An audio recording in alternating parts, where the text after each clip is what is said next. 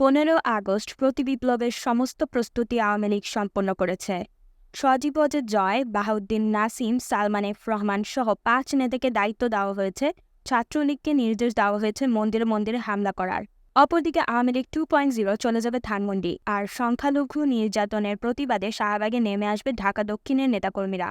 সারা দেশে ভালো ধরনের একটা শোডাউন দিতে পারলে শেখ হাসিনা দেশে ফেরার সিদ্ধান্ত নেবেন। প্রশাসন তো তার হাতেই আছে। সজীব ওয়াজেদ জয় এই জন্যই বারবার বলছেন তার মা এখনও প্রধানমন্ত্রী। এরই পরিপ্রেক্ষিতে খুনিদের পুনর্বাসনের চেষ্টা ও বিপ্লবকে নস্যাৎ করতে ষড়যন্ত্র চলছে এমন শঙ্কায় শিক্ষার্থীদের পক্ষ থেকে 15 আগস্ট রাজপথে থাকা সহ বেশ কিছু নির্দেশনা দেওয়া হয়েছে। কর্মসূচির অংশ হিসাবে সোমবার সারা দেশে মুসলমানদের রোজা রাখা আর অন্যান্য ধর্মাবলম্বীদের প্রার্থনার আহ্বান জানানো হয়েছে।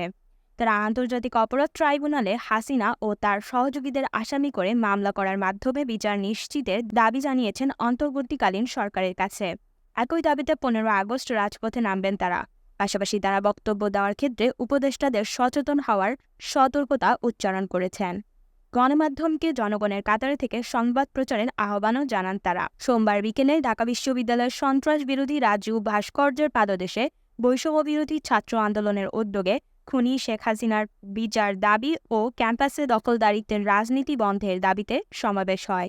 এই সময় খুনিদের পুনর্বাসন করার ষড়যন্ত্র হচ্ছে জানিয়ে সমন্বয়ক হাসনাত আবদুল্লাহ উপদেষ্টাদের বক্তব্যের সমালোচনা করেন।